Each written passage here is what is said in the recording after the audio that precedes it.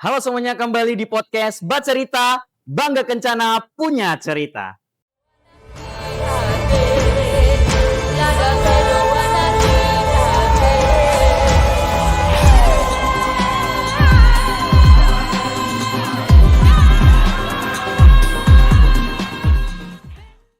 Hari ini ditemani dengan host kesayangan kalian yang baru comeback hari ini, teman-teman. Apa kabarnya? Saya baik-baik saja dan tentu teman-teman Bacerita harus baik-baik karena ini sudah pertengahan tahun, harusnya resolusi mulai dikerjakan. Hari ini saya ditemani dengan dua orang yang luar biasa dan tentu topik hari ini sangat amat luar biasa. Kita kenalan dulu dengan yang cantik di samping kanan saya. Halo teman-teman, kenalkan nama saya Floriska Leo, tapi biasa dipanggil Flo.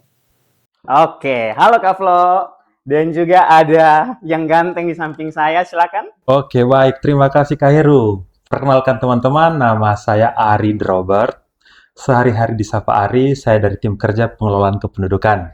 Oke, enaknya kita panggil Kak ya. Ada Kak Kak. Flo dan juga ada Kak Ari. Hari ini kita akan membahas satu topik yang memang sudah lewat tapi masih tetap penting untuk kita bahas, yaitu memperingati Hari Kependudukan Sedunia tahun 2026 yang jatuh di tanggal 11 Juli. Tentu berbicara tentang Hari Kependudukan Sedunia ini banyak sekali topik yang harus kita angkat. Hari ini kita kedatangan dari dua point of view yang berbeda. Ada dari seorang praktisi yang memang bergulat di bidang komunitas dan tentu berasal dari komunitas yang saya tahu karena pakai baju atau rompinya itu adalah komunitas generasi berencana, dan juga Pari dari tim kerja yang ada di bawah kemenangan BKKBN. Ya, itu Kemenduk Bangga. Betul sekali.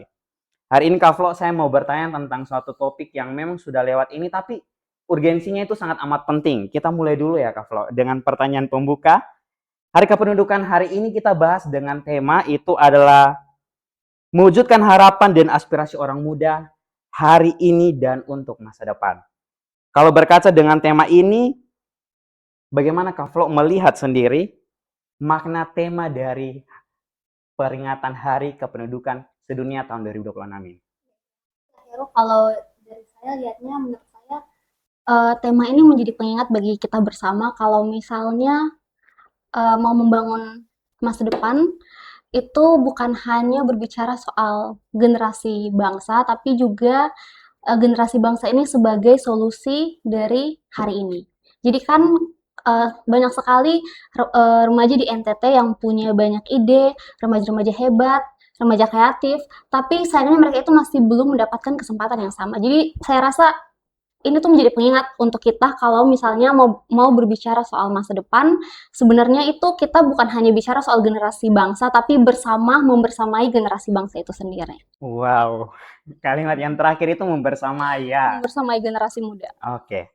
Kalau dari point of view Pak Ari sendiri tentang tema kita tadi melihat dari kacamata anak muda tentang tema ini. Kalau dari Pak Ari sebagai orang yang mungkin sudah melewati masa muda tetapi lagi bekerja di bidang yang merawat dan menjaga anak muda. Oke, baik. Terima kasih Kak Heru. Saya kira memang topiknya cukup menarik. Kenapa? Karena topik ini itu disesuaikan dengan tema Hari Kependudukan. Tapi sebelumnya, saya mau ucapkan selamat Hari Kependudukan tahun 2026 yang temanya itu sedang kita bahas ya, mewujudkan Aspirasi, harapan dan aspirasi anak muda. Baik, kalau dalam konteks BKKBN sendiri, memang ada banyak program untuk anak muda.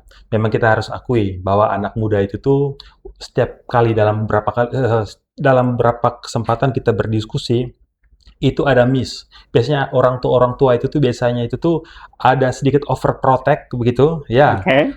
Perlindungan begitu tuh atau apa ya, gimana bahasanya? Itu untuk anak-anak yang usianya itu tuh sebelum remaja, 10 tahun ke bawah. Sedangkan di saat anak tersebut tuh menginjak masa remaja, jadi masa remaja itu tuh untuk menjadi perhatian kita sesuai dengan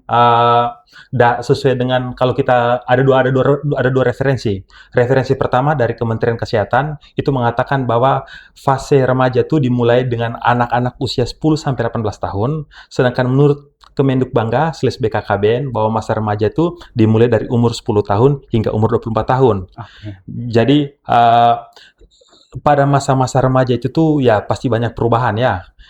Sehingga ada beberapa kekhawatiran orang-orang, terutama orang tua, yang memang sampai saat ini tuh menjadi masih menjadi permasalahan, saya kira bukan hanya di NTT, tetapi di Indonesia secara umum, bahwa permasalahan-permasalahan atau keresahan-keresahan yang ditimbulkan oleh pada saat seorang anak tuh menginjakan kaki pada masa remaja itu cukup masif begitu. Oke. Saya kira begitu. Oke, nampaknya ini sedikit ada point of view yang berbeda dari sisi orang yang ada di bidang komunitas sendiri melihat bahwa tentu harus ada ruang untuk para remaja ini memberikan hal yang mereka punya minat, bakat, talenta yang ada sehingga harus ada aspirasi yang terus didukung dan tentu kita lagi melihat bahwa anak muda hari ini perlu untuk didengar. Kita melihat Gen Z sekarang ini punya banyak ide, punya banyak inovasi yang bahkan sering keluar itu dari ketika mereka nongkrong dan ini kita melihat point of view yang berbeda ternyata bahwa orang tua hari ini cukup khawatir, overprotective ya. Saya merasa itu sangat amat benar sekali karena mungkin kita lahir dari generasi yang berbeda. Tetapi kalau berbicara tentang aspirasi tadi, sebenarnya apa harapan terbesar dari seorang anak muda untuk anak muda yang ada di NTT sendiri, Kak Flo? Dari yang saya lihat dan yang saya rasakan, harapan terbesar kami itu kami membutuhkan ruang yang nyaman dan aman untuk bertumbuh, untuk belajar, dan untuk berkarya. Karena tapi kalau misalnya dilihat makin ke sini sudah banyak keluarga, sudah banyak pemerintah, sekolah, ataupun masyarakat yang atau bahkan komunitas yang sudah menyediakan lingkungan-lingkungan atau ruang-ruang yang aman dan nyaman untuk remaja bertumbuh. Tapi perlu kita akui bersama juga walaupun sudah banyak, masih juga banyak remaja yang tidak mendapatkan kesempatan yang sama. Jadi harapannya mungkin lebih banyak lagi lingkungan yang benar-benar nyaman dan aman untuk remaja bertumbuh. Karena kalau misalnya kita diberikan ruang, kita diberikan kesempatan, dan kita diberikan kepercayaan, kita bisa berani untuk mengembangkan potensi kita bisa berani untuk berkontribusi demi masyarakat. Dan juga kalau misalnya diberikan ruang, kesempatan, dan kepercayaan, kita bukan hanya berkembang untuk diri kita sendiri, tapi kita bisa membawa perubahan yang positif untuk lingkungan di sekitar kita ataupun untuk daerah kita sendiri. Oke, luar biasa sekali. Saya rasa kata yang perlu kita garis bawahi teman-teman bercerita adalah tadi ruang yang aman, nyaman, dan saya rasa ini sudah sering ada ya dan sering ditonjolkan bahkan itu sering digaungkan oleh bahkan seluruh stakeholder ya, mulai dari pemerintah, lingkungan universitas mungkin dan berbagai komunitas yang ada pun juga tagline itu selalu aman dan nyaman. Tapi kalau kita melihat Kak Flo, semua aspirasi, harapan-harapan yang ada itu sebuah hal yang sangat amat pasti yang ingin untuk kita capai untuk menggapai Indonesia Emas tahun 2045. Tapi kita harus berkaca dan kita harus realistis sebagai anak muda pun kita mempunyai tantangan. Bonus demografi itu belum tentu kita dapati. Nah, salah satu tantangan yang ada di NTT itu adalah perkawinan usia muda atau perkawinan di usia dini. Bagaimana Kak Flo melihat tantangan ini yang ada di NTT tersendiri? Kalau dari tantangan-tantangan yang ada, kayak misalnya masalah-masalah yang biasanya terjadi di remaja. Contohnya kalau yang kita lihat di NTT sendiri tadi yang Kak Heru bilang misalnya perkawinan usia muda. Kemudian ada juga misalnya putus sekolah karena kondisi ekonomi yang terbatas ataupun karena remaja yang terjerumus di perilaku beresiko. Nah, sebenarnya tantangannya itu lebih kepada bagaimana kami sebagai remaja tetap melihat harapan dan mau terus berkembang di tengah keterbatasan itu, yang mana keterbatasan tadi yang merupakan masalah-masalah yang sudah dihadapi.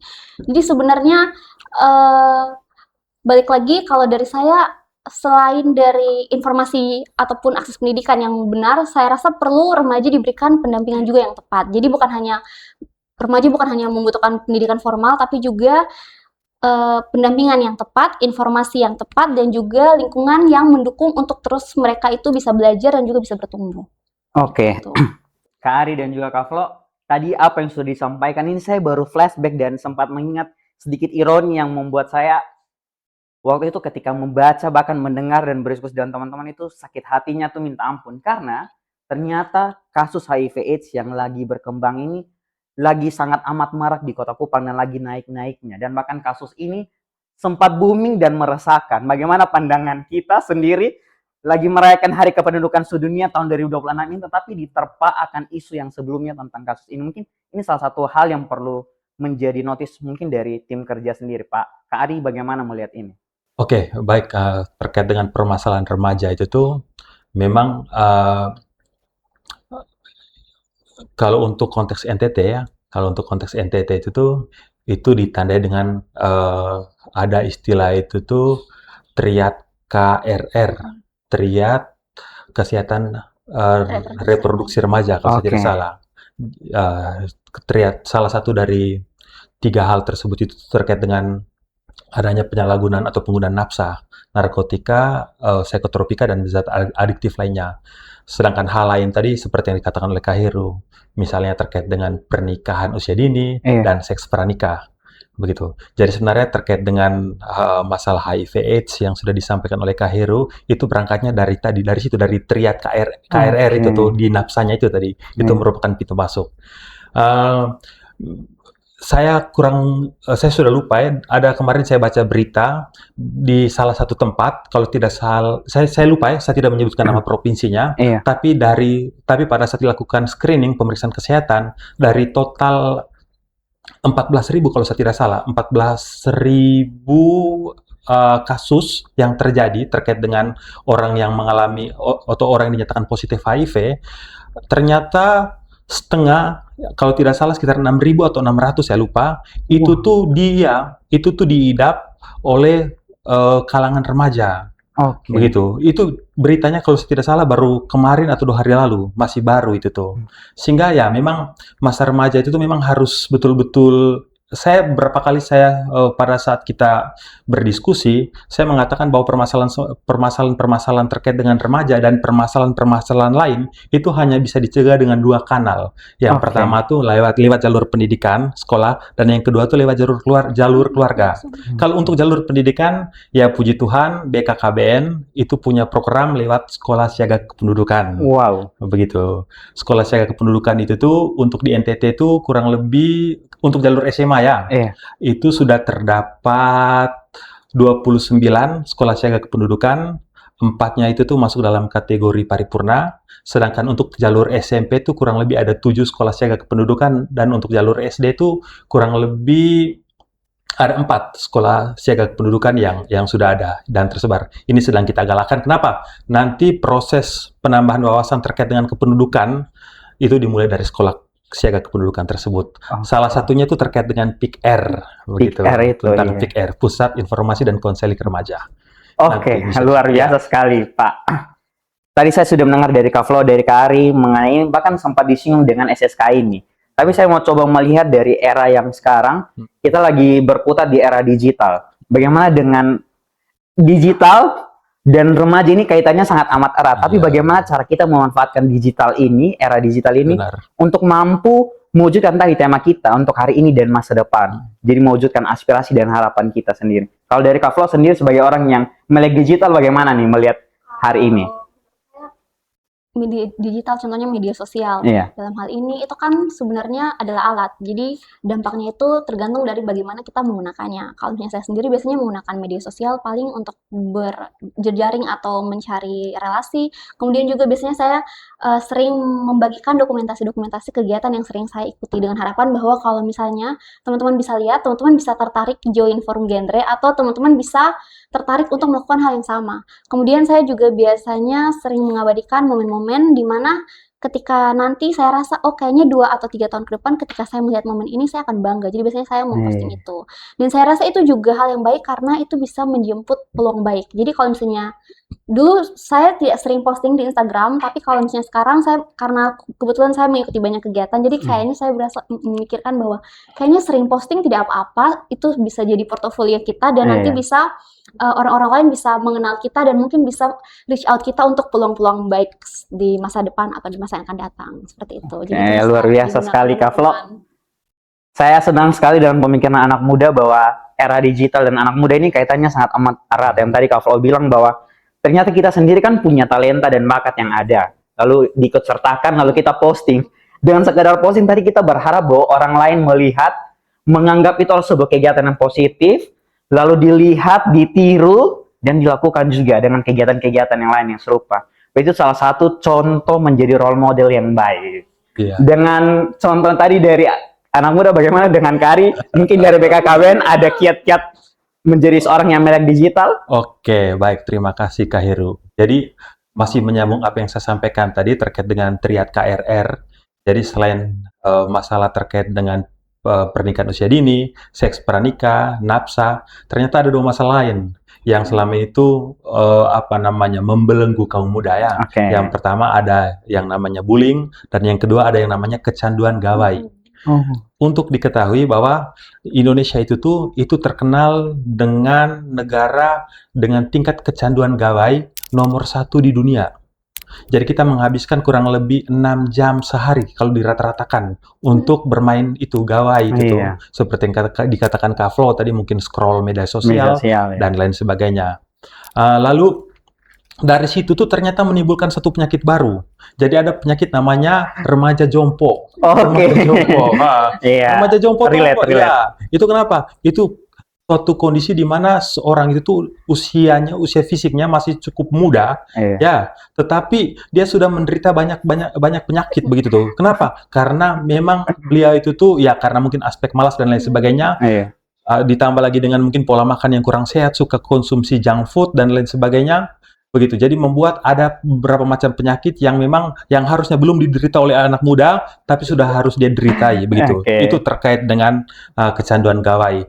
Tapi terkait dengan yang dikatakan oleh Kak Heru tadi soal literasi digital, Iya. itu memang harus dijadikan poin tersendiri, harus dijadikan sebagai salah satu concern ya, perhatian tersendiri. Kenapa?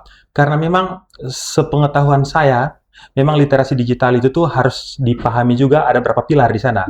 Literasi digital itu terdiri dari 4 pilar. Yang pertama ada namanya digital skill, Oke, digital ya, skill. digital safety, ada juga digital etik, dan yang terakhir tuh ada yang namanya digital culture. 4 itu Wow. tuh.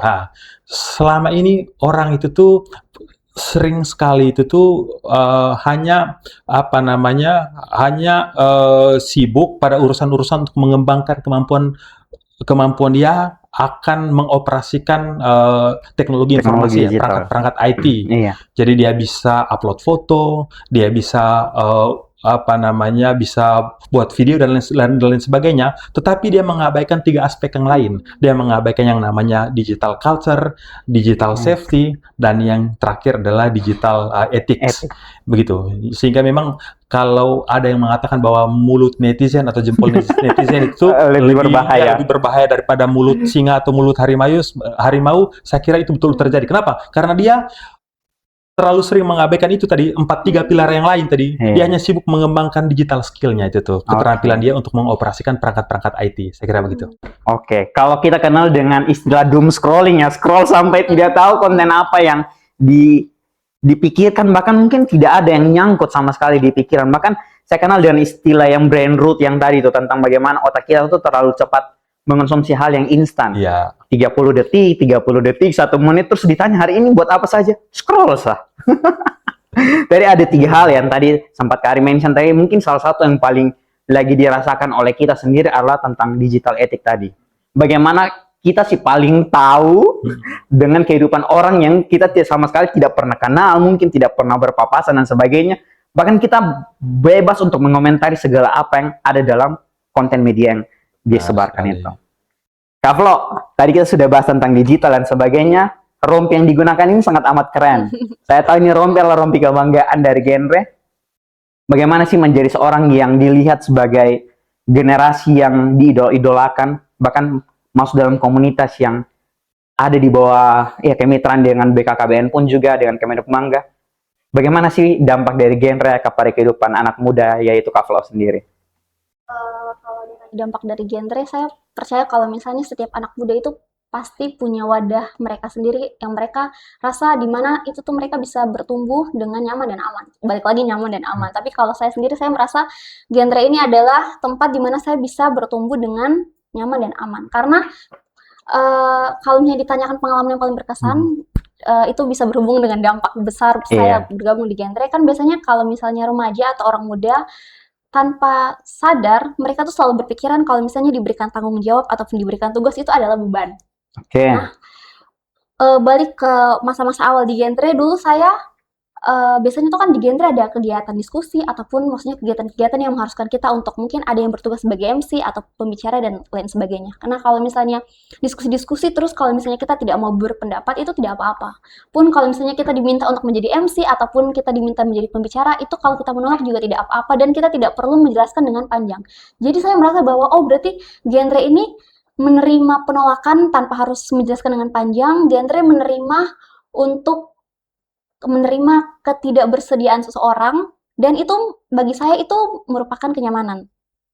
Nah, terus walaupun sudah menolak, tapi saya merasa justru itu yang membuat diri kami itu merasa, oh ketika lihat orang lain berpendapat, oh kayaknya di pertemuan berikutnya saya ingin berpendapat juga. Terus melihat orang lain melaksanakan tugas yang mungkin sebelumnya tugas itu kita tolak, kita merasa, oh kayaknya semoga di ke depan bisa melaksanakan tugas yang sama. Jadi saya rasa, oh ternyata kan biasanya kan sering banyak orang bilang kalau misalnya bertumbuh itu harus hancur dulu, harus ditekan dulu, Benar. harus terluka dulu. Tapi kalau di gender saya merasa, oh ternyata kalau bertumbuh itu tidak harus mengalami ketidaknyamanan dulu. Ternyata bertumbuh itu bisa lewat kenyamanan yang diberikan. Jadi seperti itu.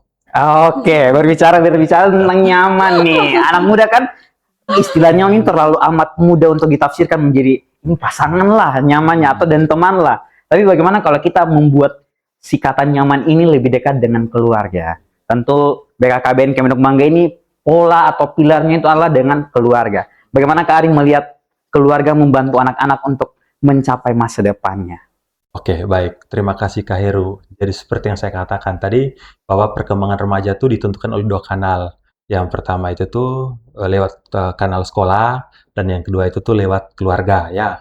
Kalau untuk sekolah itu sendiri, tapi begini, memang harus diakui, survei demografi dan kesehatan Indonesia tahun berapa itu tuh, itu mengatakan bahwa sebenarnya remaja itu tuh cukup nyaman untuk bercerita, berbagi dengan teman sebaya atau namanya Iya. peer group Iya, peer ketimbang to dengan peer. orang tua. Betul. Itu menjadi PR. Kalau tidak salah persentasenya itu ada di angka 43% kalau saya tidak salah itu. Iya. Jadi cukup tinggi dia itu tuh ketimbang orang tua atau ketimbang mendiamkan masalah tersebut sendiri, begitu tuh.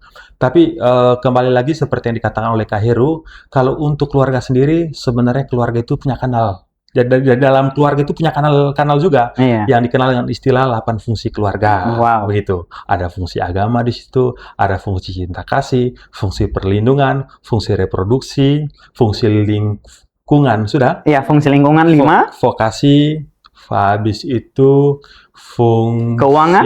ekonomi. Ekonomi. Nah, itu ada 8 masih 7 ya? 7. Satu lagi. Satu lagi. Kaplok bantu Kaplok 1. Apa lagi? Satu yang terakhir tadi kan ada pertama agama. Agama. Habis itu yang kedua ada ekonomi, cinta kasih, perlindungan, lingkungan, vokasi. Habis itu fungsi pendidikan. Iya, Ya, bisa, fungsi betul. pendidikan. Yang moral itu. Dan yang terakhir Agama. itu fungsi oke, Bisa fungsi jadi. agama. Kita kalau salah mohon teman-teman di kolom komentar membenarkan karena kami juga lupa. Tapi tentu 8 fungsi keluarga yang tadi sempat di-mention oleh Kak Flo dan juga Kak Ari itu pilarnya dari situ. Lanjutkan. Dari situ, Jadi sebenarnya tuh terkait permasalahan remaja tuh bisa dicegah dari situ. Orang tua itu tuh sewaktu dia bisa berfungsi atau bisa berperan sebagai orang tua, tapi sewaktu juga dia bisa berperan sebagai teman, Iya. sebagai kakak mungkin, begitu. Saya teringat ada salah satu pepatah kuno yang mengatakan bahwa di saat anak Anda itu tuh berusia 5 tahun ke bawah, didiklah anak Anda tuh bak raja. Wah. Tapi kalau anak Anda itu tuh berusia 10 tahun sampai 15 tahun, didiklah ia itu layaknya orang-orang jajahan, harus keras memang. Kenapa? Karena di situ karakternya terbentuk. Tapi kalau dia sudah berusia remaja, 16 tahun ke atas tuh, didiklah dia tuh bak sahabat Anda. Begitu. Itu adalah patah kuno yang mengatakan bahwa cara mendidik anak itu sudah mengalami pergeserannya, tidak bisa seperti zaman-zaman dulu, tahun-tahun baby boomers begitu ya. Iya, betul Gimana sekali. mendidik anak dengan cara yang kasar, apa yang diinginkan oleh orang tua tuh harus dipatuhi oleh anak. Tapi ternyata tidak begitu. Ada pergeseran-pergeseran dalam menggunakan atau dalam dalam mendidik anak ya. Saya kira begitu. Oke, tata rasa pembicaraan kita sudah sangat amat panjang. Saya ingin memperpanjang ini, tetapi tentu kita terbatas dengan waktu. Semoga di lain kesempatan kita bisa berjumpa, membahas topik yang makin menarik. Tapi saya ingin Kak Flo dan Kak Aring memberikan statement di akhir ini dengan sebuah perandaian, what if ya, kita lihat ini. Sebagai penutup, jika diberi kesempatan untuk menyampaikan pesan kepada seluruh remaja di Provinsi Nusa Tenggara Timur, apa yang ingin Kak Flo sampaikan agar mereka tetap semangat meraih mimpi dan menjadi bagian dari pembangunan Indonesia menuju Indonesia Emas 2045? Setelah itu dari Kak Flo, Kak Ari pun juga pertanyaan yang sama. teman-teman remaja di Nusa Tenggara Timur, khususnya minimalisir rasa bahwa kita tidak mempunyai peluang hanya karena kita mungkin berasal dari latar belakang yang berbeda, atau berasal dari daerah, atau mungkin kita tidak mempunyai hal yang sama seperti orang lain. Nah, itu diminimalisir saja, karena setiap remaja punya cerita, punya waktu, dan punya jalan yang berbeda-beda. Mungkin sekarang kita merasa bahwa, oh kita ketinggalan, atau mungkin sekarang kita merasa bahwa kita masih belum menemukan arah kehidupan yang tepat buat kita. Tapi tidak apa-apa yang kita lakukan tiap hari itu, walaupun kecil, tetap berarti. Jadi terus belajar, terus bertumbuh, minimalisir rasa takut untuk mencoba hal baru, karena dari situ kita belajar. Karena sebenarnya Indonesia Emas 2045 itu kan, itu berasalnya itu kan dari, dia tuh terpengaruh dari apa yang remaja persiapkan dari Hari ini. Ya, itu sih. Oke. Kak Ari, silakan. Oke, baik, terima kasih. Jadi memang indikator Indonesia Emas itu tuh kan salah satu indikator ya terkait dengan pertumbuhan ekonomi itu tuh kan bahwa mengandaikan bahwa pendapatan berkapita masyarakat Indonesia itu tuh nanti di 2045 itu tuh setara dengan negara-negara maju. Yang kalau di kalau kita hitung dalam kurs dolar itu tuh itu senilai 23.000 dolar. Ya, kalau dirupiahkan itu tuh setara dengan 414 juta pendapatan Wow. per kapita. Cukup besar ya. Besar sekali. Nah, sehingga untuk sampai ke sana itu banyak hal yang harus banyak hal yang harus kita benahi ya. Yang pertama itu terkait dengan SDM. Tapi jangan lupa juga selain SDM itu tuh bahwa remaja-remaja itu tuh mungkin tadi menyambung yang disampaikan oleh Kak Flo, dia itu harus menjadi remaja-remaja yang berakhlak dan Benar. berkarakter. Oke. Itu pintu masuknya. Kenapa? Karena kalau remaja-remaja itu tuh dia punya karakter, dia merupakan remaja-remaja yang berakhlak, pasti nanti niscaya ya 2045 itu tuh Indonesia yang kita lihat adalah Indonesia yang dipenuhi oleh orang-orang yang unggul, oleh keluarga-keluarga yang berkualitas, dan pastinya saat itu kita akan menyaksikan bahwa Indonesia itu menjadi suatu negara yang maju yang bisa bersaing dengan negara-negara maju lainnya. Saya kira begitu. Oke, teman-teman, ada satu pepatah yang saya ingat juga, yaitu YOLO, you only live once. Karena kita hidup hanya sekali, mari membuatnya menjadi berarti. Itu salah satu pesan yang saya dapat pun juga dari komunitas yang sampai hari ini masih ada di dalamnya, itu adalah genre. Terima kasih banyak Kak Flo, terima kasih banyak Kak Ari.